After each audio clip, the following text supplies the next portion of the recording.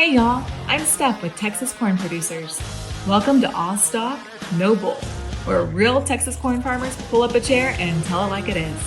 In this first episode, we've got farmers from across the state talking planting season, fertilizer costs, and margins that'll make your eyes water. But here's the thing, out of some of the toughest times come the biggest breakthroughs, and that's exactly where this conversation goes. No scripts, no spin, just the people living it every day. Let's get into it. I'm Todd Kimbrell. We farm about an hour south of Dallas in the Hillsboro area. We farm corn, wheat, cotton, sesame. It's a family farm. I'm fifth generation farming my wife and two kids. Mark Howard from Dalhart, Texas, up in the extreme northwest corner of the Texas Panhandle. So it's a family farm that grows corn, cotton, alfalfa, seed milo. That's what we do. I'm Kendall Wright. I farm in Collin counties, just about an hour east of Dallas. Farm with my dad, my wife, my two kids. We raise wheat and corn primarily on about 5,000 acres. And I'm David Gibson. I'm the executive director with the Texas Corn Producers Board and executive vice president of our association. It's good for us to sit here and chat. I know just prior to beginning here, we're talking about some things about planning and the different stages that you're in already. We might kind of begin with Todd. He's the further south of here, and where his stage is, a little bit about the weather, maybe what's happening with your crop. So we jumped out and planted corn earlier than we've ever planted in my whole career. Maybe ever in our area. I don't know if it's the earliest, but pretty close. So we jumped out there early. Conditions were good. Planted early. Got it off, and smoking looked as good as it's ever looked. And then we had a frost and a light freeze, set some of it back. We did get thinned out in spots, but after all the evaluations, I think in less than 5% got thin. So there wasn't enough to replant. So we're going to roll with it. Today, the corn looks beautiful. I mean, on early April, it's probably the largest corn I've ever had and looks as healthy as I've ever had on that early stuff. The late stuff's looking good too. We were getting dry, caught a very timely rain. I mean, things are off to a pretty good start right now. So lucky, I guess, on that early stuff. So I had some neighbors that weren't so lucky that had to replant a bunch. So it was a risk reward. The earlier we get it planted, it's a hedge against the heat. We know the heat's coming in the summer for us. So earlier we can get pollinated and grain fill started before the heat, the better we are. I'm basically in the same boat as Todd is. I planted corn on February the 12th, which I have never, ever even heard of somebody doing that where we're at. I didn't plant much, but a little. I was going to set the planter and got a little carried away. But we got a rain after that, and I started back February the 20th-ish, and man, we flew through that corn quick. Like I said, we got it all up, looking good, got that late freeze. That early corn, I lost I got like 130 acres planted. I lost about 40 acres, and the frost had to replant. And then we got hot and dry on our black land there where I'm at, and it dried that ground out so fast that it got a real hard crust to it. And we developed something I've never seen. I've heard of it, but never seen, which is rootless corn syndrome.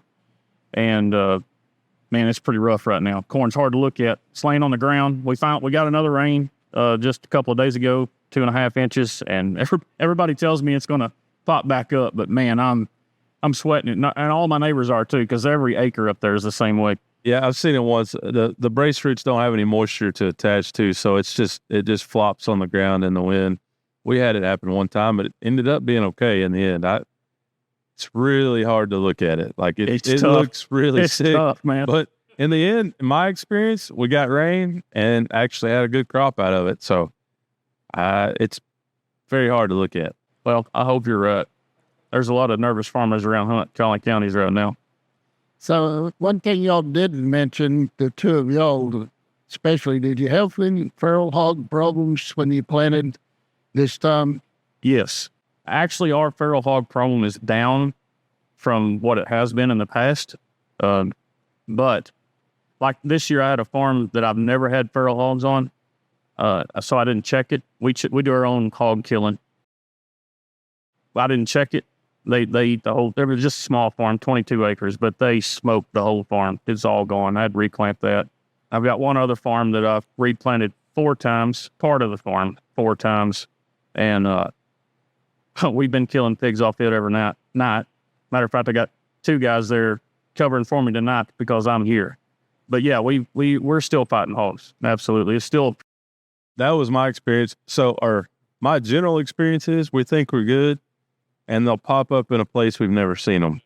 That seems to happen nearly every year, at least every other year. They'll pop up in the most unexpected place, and it really catches you by surprise.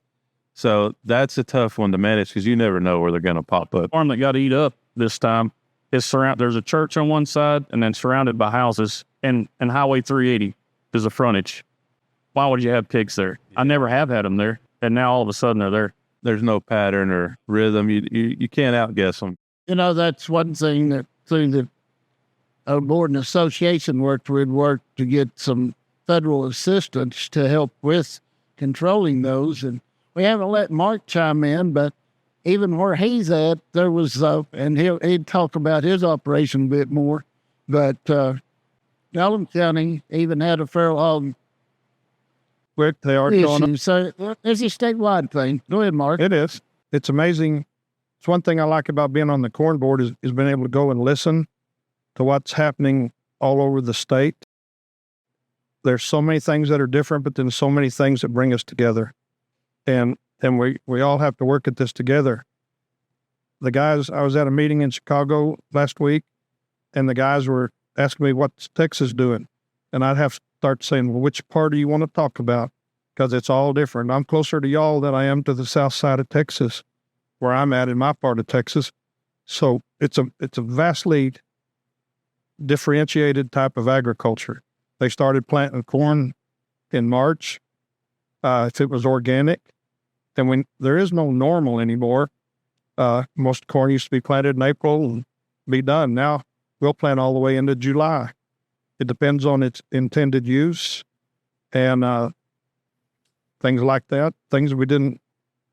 It's just been big changes through the years. We may farm in the same state, but I promise you, if you took me out in your country, it'd be like farming on Mars. Yeah, it's a different world. That's why when I introduce, a lot of times if I'm out of state, I introduce, like I say I'm from Central Texas, all dry land. I always specify that because it's a total different world than where Mark farm. I mean, it's quite opposite, actually. We're probably more similar to the Midwest than we are to Mark. So it's how diverse our state is. Although my yields doesn't show up like the Mine don't either. I like to reiterate what Mark says too. It's very nice to listen to different challenges from different conditions across the state because you think you've got it worse, the old backyarditis. You think you've got it the worst. I mean, you get out and hear and see what other people are fighting. It's a struggle everywhere right now. Yeah, it's a U.S. problem right now. So when have you started planting yet, Mark? We'll start planting cotton next week, which is an anomaly because most time people would think middle May for us, but our system, it fits us to plant earlier.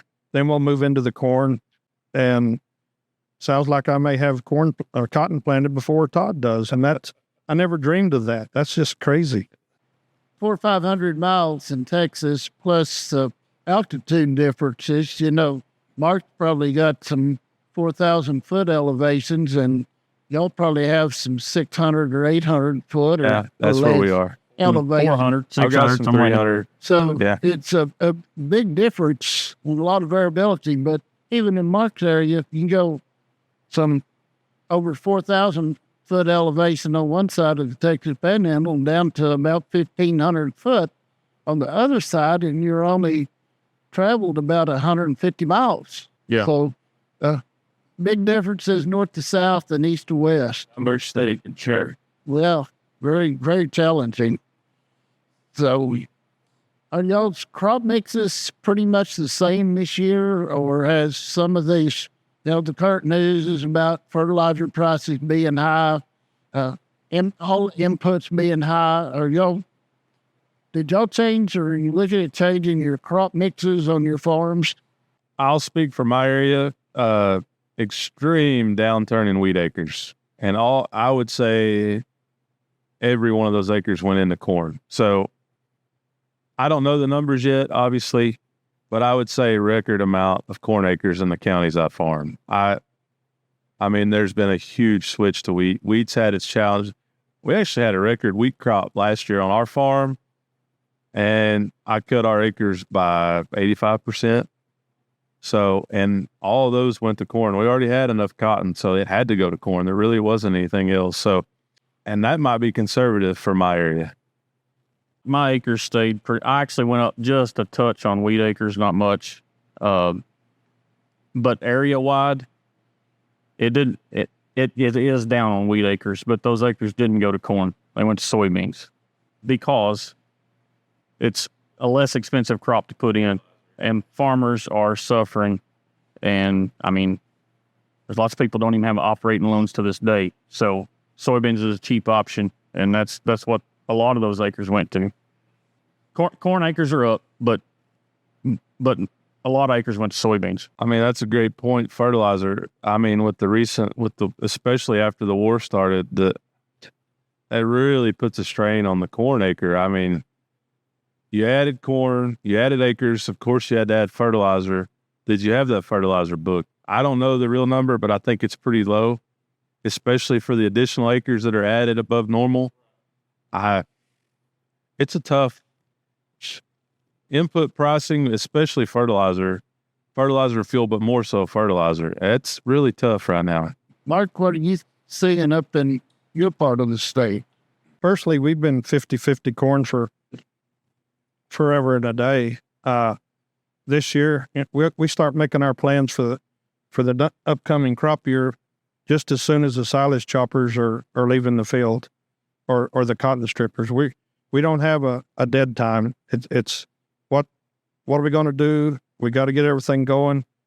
And so back in August, September, we were looking at the price of fertilizers and the price of the commodities, and we kind of broke from our normal rotation. We added 30% of our acres to cotton over what it normally is, and the corn acres are probably at a historical low for us.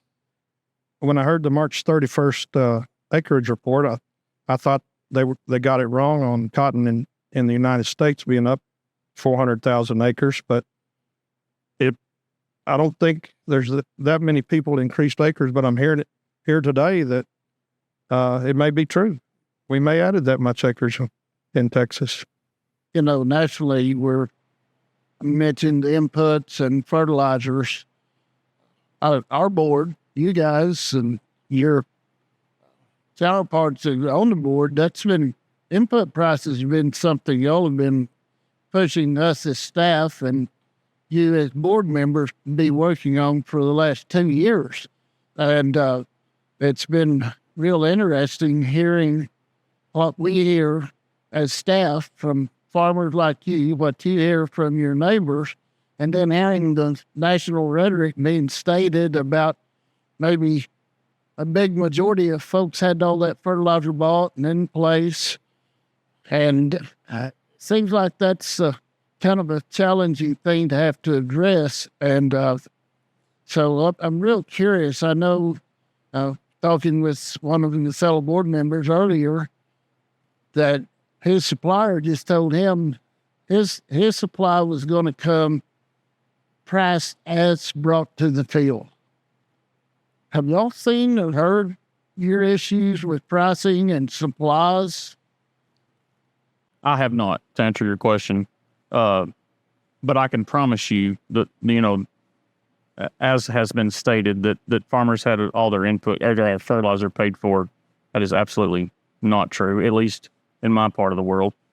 As I said before, there are producers, good producers also, that are hurting so bad that they don't have their funding locked up for this year.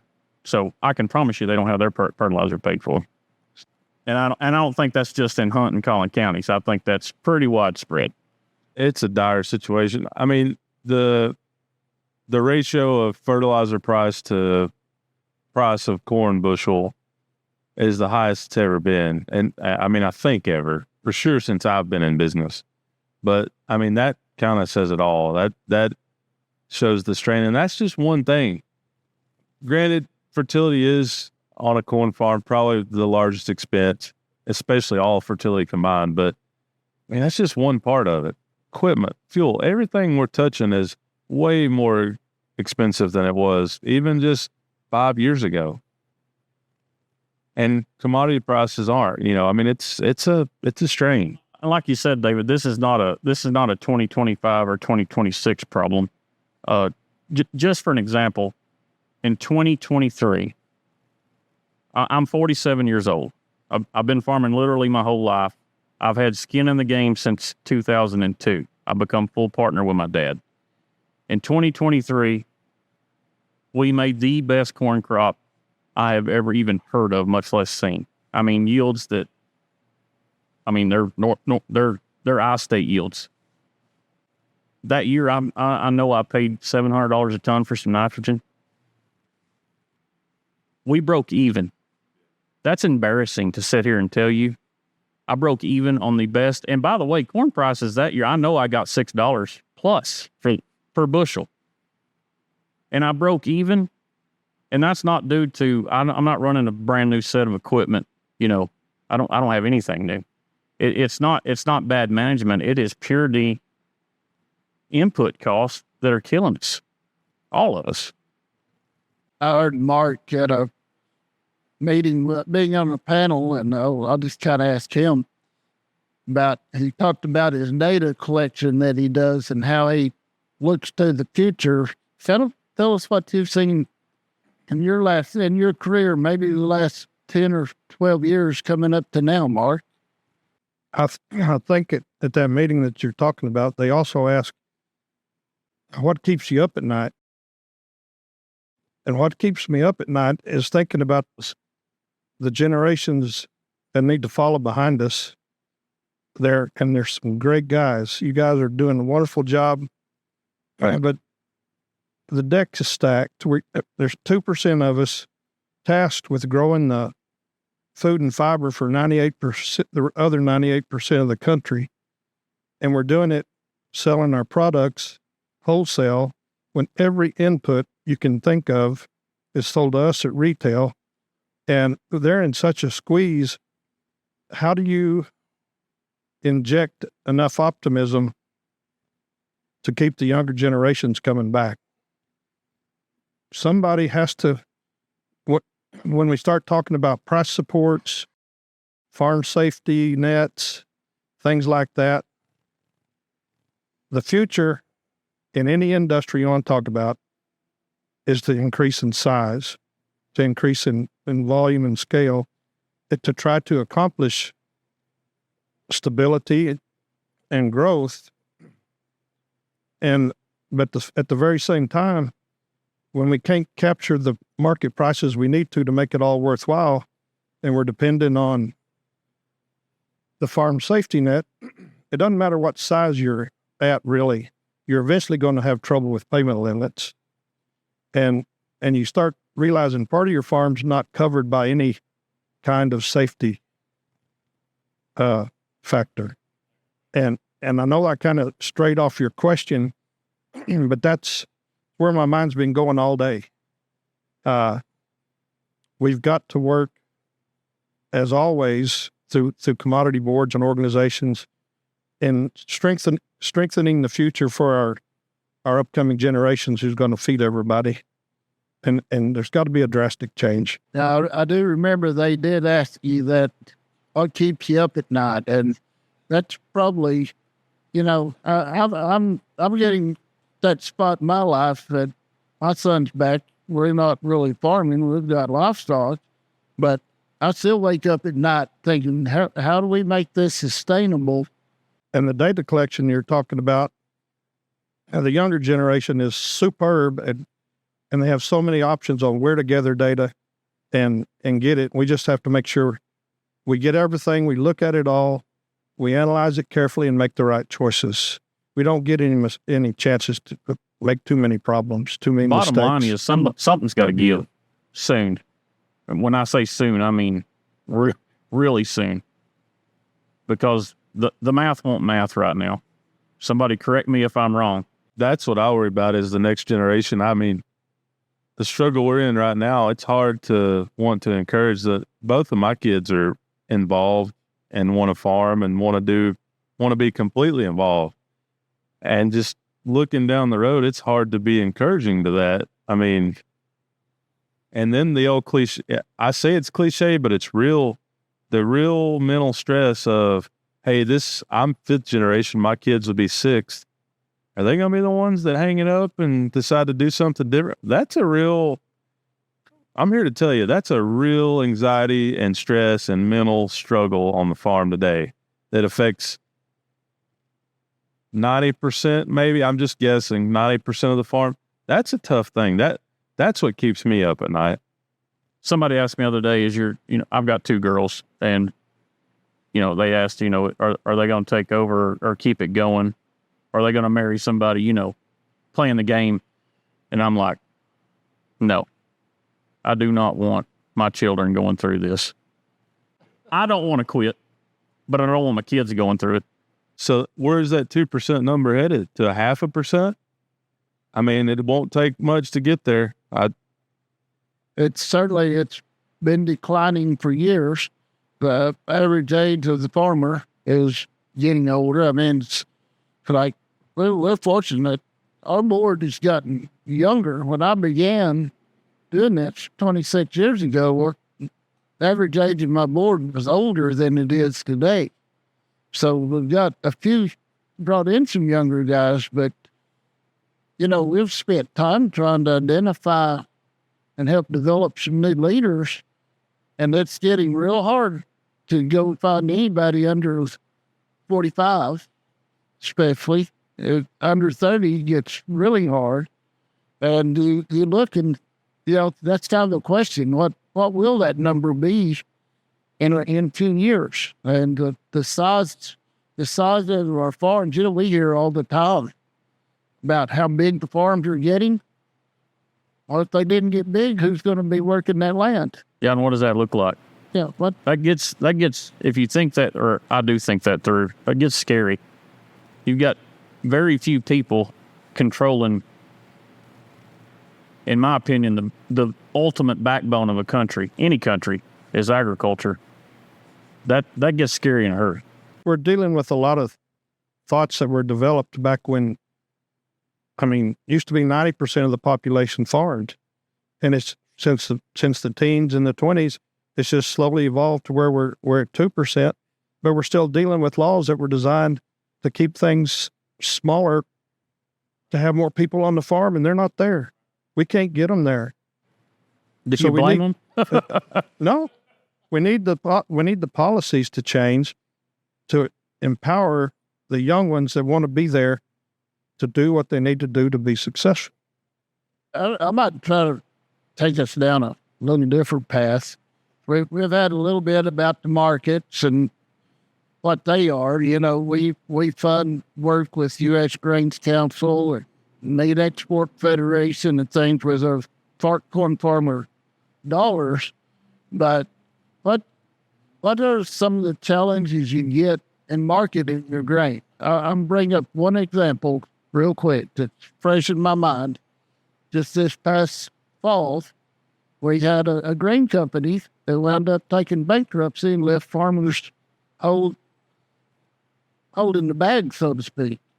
How available are trusted, reliable markets? How do you kind of manage yours? Do you do on-farm storage? A little bit about how you manage. It's getting super, super hard. Scary hard. I do not have on-farm storage, which I desperately need. But these smaller elevators are struggling too. And man, it just takes one time. And it's going to put somebody out of business. Our market opportunities have changed somewhat. West Texas used to all the food corn that was utilized west of the Mississippi used to be grown from Hereford, Texas, in that area, and now it's about gone. This last year was the first year since 1982 when I started that we didn't have a food corn contract, and they're just not there anymore. That market has basically gone away for many reasons. I can't say it's any one person's fault, but competing crops, diseases, genetics, fusarium can sure take a food corn guy down to his knees. There's so many things that change things. Basically, if I want to sell to someone new now, I go talk to the bankers first and get an idea about what that person's capital is or that company. And I get a good idea who they are before I ever sell to them. First time I've noticed it was actually in 2025. I always wonder, we have influx of people wherever they're coming from. It doesn't matter. That part's irrelevant. But where is all the food coming from? So finally, first time I've ever seen this, there's a milk processing plant that's been put in Waco, and they're making it larger. It's a big retailer that everybody knows. Well, that's caused the dairies to the west of us to increase in size. So I've instantly seen more demand for silage and grain, and that's helped us a lot. Market's not any better, but I feel like the demand is a little more solid. So we have cows to the west and chickens to the east. So we're very lucky on that front. But the dairy market to our west seems to be growing, and it has to be because of the population growth. I mean, it has to be. There's nowhere else for all that milk to go and cheese, and dairy products. So that's what I see. But it is tough. I don't like selling to somebody I've never done business with. It really makes me nervous. If they're paying a nickel or a dime or so more, it's really hard for me to go to a new market there. One of the big challenges is consolidation. I mean, we can go to the farm, we go to the implement dealer, we go to the fertilizer company, we go to all the way up the line. Everything has had to consolidate in order to become more profitable. And in doing that, it's really changed the landscape. And in my career, the hardest challenge I've had to answer a phone to was when a grower called and said, my buyer can't pay me. Person buying my grain, they've taken my grain, it's been delivered, and they can't or won't pay me. And that's been one of the hardest challenges. And that's something that I hope we all stay cognizant of. That makes me encouraged to hear Mark say, and you guys saying, we're checking out our buyers. I think that's very important. I know buyers probably are checking you out to see that you are what you are. I mean, it goes both ways. So big challenge. Another thing, and this was mentioned briefly just earlier, talking about fusarium was brought up, but mycotoxins across Texas are an issue. Y'all have, well, it's getting to where we kind of have that complex available in a lot of places, and that's something that you guys have, and your counterparts on the board have really put a lot of funds into, but it seems like with improved testing capabilities and all the machines and even just the fact of communication, people are knowing more about a lot of these diseases and things that impacts us. So, I mean, have you seen any change or increase in scrutiny in your areas over the last few years? A little bit in my area. So I just recently heard about Fumonis and a few loads getting rejected, and maybe it's happened before and I don't know it, which that's very possible, but this is the first time I've heard of it.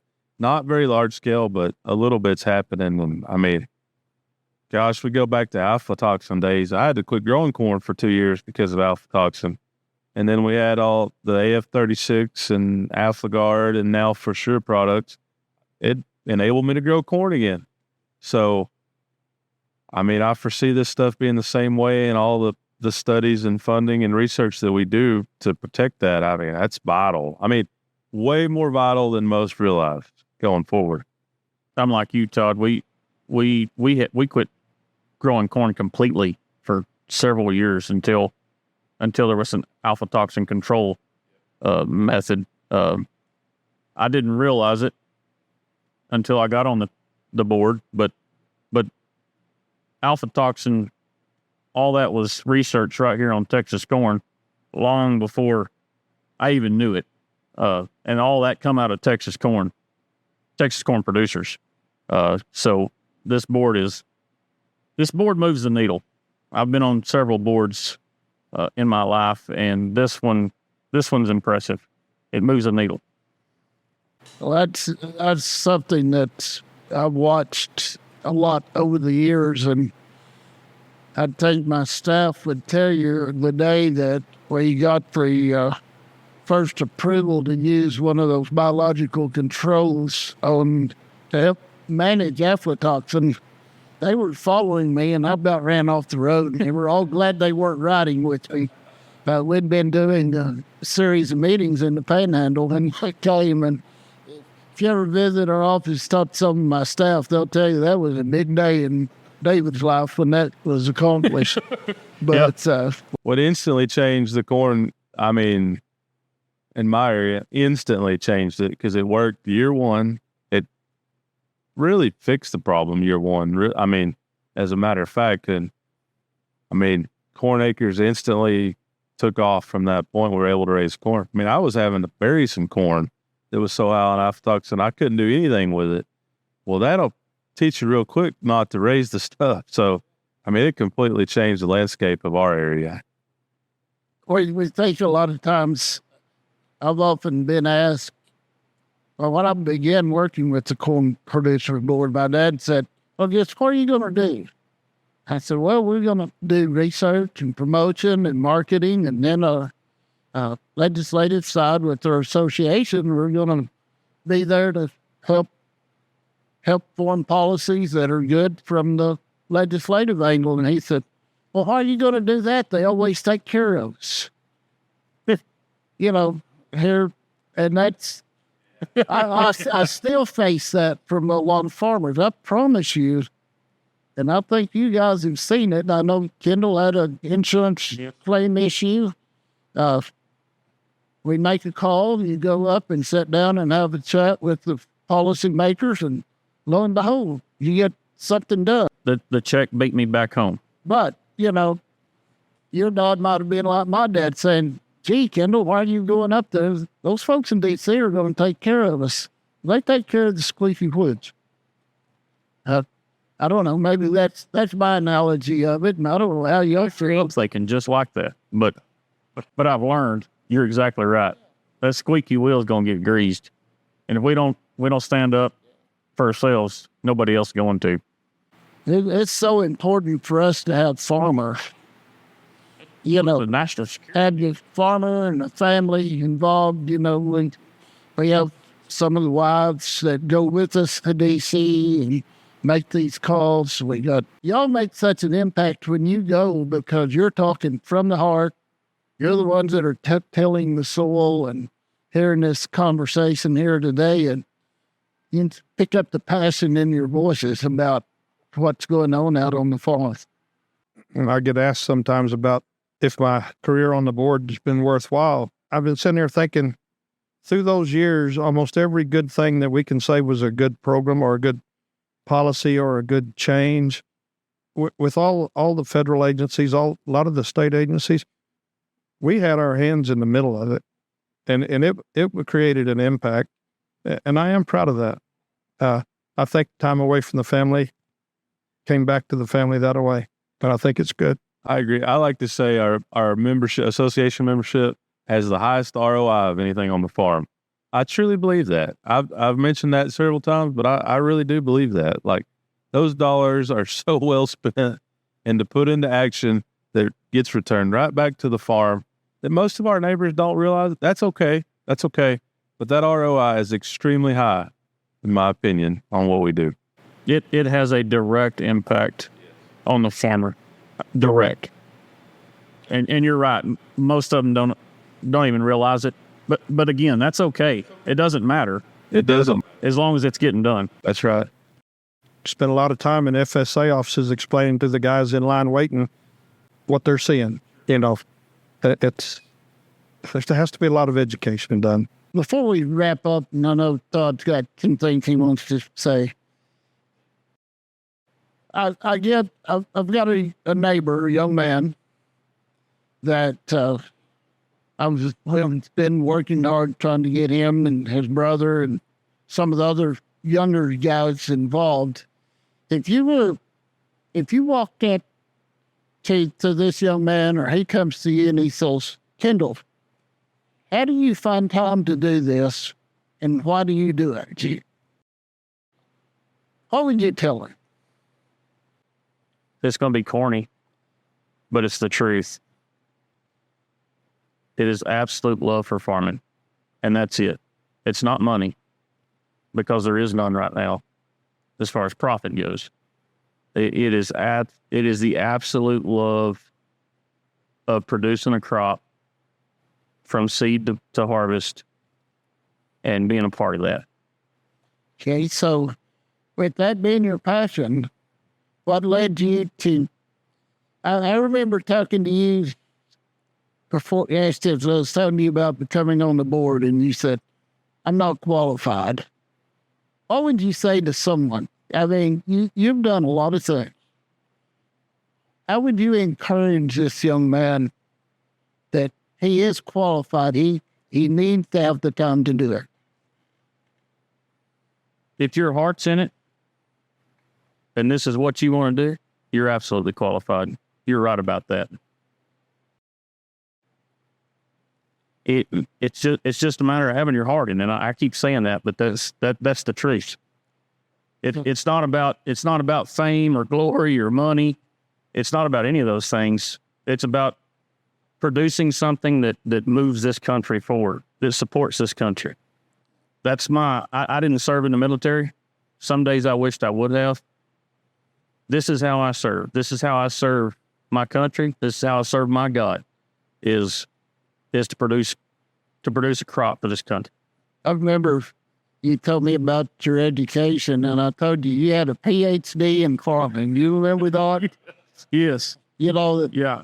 and if you're doing it and done it for those years, you've got the PhD.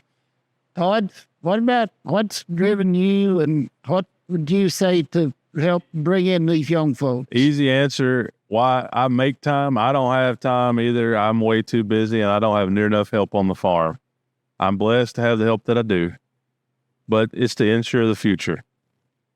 Without organizations like ours, and especially ours, it's a very tall order to keep our future going to keep it going in general, period. I see fit to make time. I don't always have time, and I make sacrifices on my own farm to show up, but that's my reasoning, to ensure a future for our youth. Not just my youth, all of them, because we got to have them. And it's as discouraging as our talk has been today, we got to have them. I can remember a time before you came on the board, you were doing a pilot project with NRCS, and we reached out to you to talk about it, and I thought, this guy absolutely don't want to give up his time to stand and talk. And now I look at you and I see here he's advocating about the importance of it. Time is that's the most precious thing to me, but making time is worth every second of it. And Mark, what about you, and how are you encouraging your family to be involved? Well, I was blessed by able to farm with my dad and my brother, and they both trusted me that if I wasn't there working with them doing the hot work, that what I was doing was bringing good things back to them. And I watched my dad be a mentor to so many people, and people asking for his opinions. And it just, your kids are watching. Yeah. And as they see you serve, it'll encourage them someday to step up and serve as well. And I was just blessed to have good people with us, great employees, great family members, and we'd implement a lot of the things I brought back home. We'd tackle new challenges.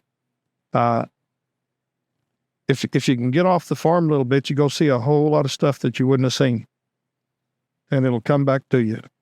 I think one of the more interesting things to me is kind of like just sitting here and visiting today is watching and seeing the expressions as folks have become involved with our board, finding out the differences within the state of Texas, what the different issues were. I think y'all referenced that earlier. My problem's the worst in the world. Well, lo and behold, everybody brings another problem that's as bad as mine. That conversation's all. Somebody's already fixed my problem, and I just got to go find it. Yes, sir. Yeah. So that's something I hope that you guys, it's like Saturday morning, heard you guys give a speech about being an example and how people look at you. You guys are being examples to your kids and hopefully to all of your neighbors. Hopefully some of them will understand what y'all are doing. And that's one of the things we want to tell that story and help y'all tell the story. That's what I wanted to end this thing on is one good thing to come out of this economy that we're in right now as people are learning. I guess they learn always in a downturn. But what I'm seeing in my area and my people is the innovation. People are doing things they don't normally do. And I'm here to tell you they're doing things for the better. I've seen more things happen in my area in the last year or so than I've ever seen. On our farm, our nitrogen to a bushel, a pound of nitrogen to 1 bushel, our ratio is as low as it's ever been, and we made the best crop we ever did. Great growing weather, great conditions, all that. But my point is, what's to come good out of this is the innovation and the progressiveness that's come out of it. People are doing so much more things out of the box and more open-minded than I've ever seen before. And I'm not just saying that, they really are. And only good has come out of it that I've seen so far. So if there's one good thing that's going to come out of all this stuff, maybe we're going to be a more sustainable, more viable, more resilient farm on the other side of this thing. I really do believe that. Totally. It increases the rate of change when you're in a hard place. And we're getting it done. We work with a lot of researchers through AgriLife Extension and research through Texas Tech, through West Texas A&M, USDA, ARS. And the one thing I feel that we've really seen change in a lot of them is they're coming to farmers to see what they're doing because they've had a hard time moving with technology as fast as what the farms have moved. But I feel like some of the work, like some of you guys, some others on our board, other commodity boards have really helped bring them fast forward the last few years because of the technology and the communication that's done. I mean, we see all of y'all talking, a lot of your neighbors talking about what they're doing on their farms. And it's just amazing how fast that's changed in the last 5 years. It's been really, really fast. I mean, we're managing our crop totally different than we were 5 years ago. I mean, I feel like it's 100 years different on a management approach. I mean, from my little career, that's the way it feels. It's completely different. I was over at Kendall's place and saw his. Is that your granddad's tractor that Yes. that was there? And his dad just told me all about that tractor. Bought it brand new in 1954. And the thing was, he suddenly he had a big tractor with guidance system and all this stuff. And he would have ever thought from that 1954 model. Yep. Hearing your dad talk about it, I could just tell the passion he had in his voice about it. But this new technology it was amazing. If Granddaddy could see I was flying drones and spraying crops right now, much less the tractor driving itself. I mean, he come from behind a mule, guys. Yeah. And that hadn't been that, I mean, in real time, that hasn't been that long. Yeah. This system, amazing. I guess all three of y'all use drones probably. So, well, you know, didn't it? Who would have said that 5 years ago? I didn't see that one coming. Oh, it's amazing the speed that we're moving these days. Yeah. You know, one of my grandmothers lived to be 103 years old, and she listed all the things, and she listed all the things she saw change in her life. I think y'all in the last 10 years on the farm would say we've had that same amount of change. Yeah, I have a landlord that still alive. He's about to be 100 years old, and he always tells me the story that all him and the neighbors had a stationary thresher that they were in partners on, and they hauled all their grain in bulk to that thresher that was powered by mules. So that's all happened within the last 85 years. Yes. Okay. Well, is there anything any one of you'd like to say as we wrap up this conversation that you haven't had a chance to? I'd like to say something. Our staff doesn't get enough credit. David, you don't even have to talk here, but our staff does not get enough credit. Amen, brother.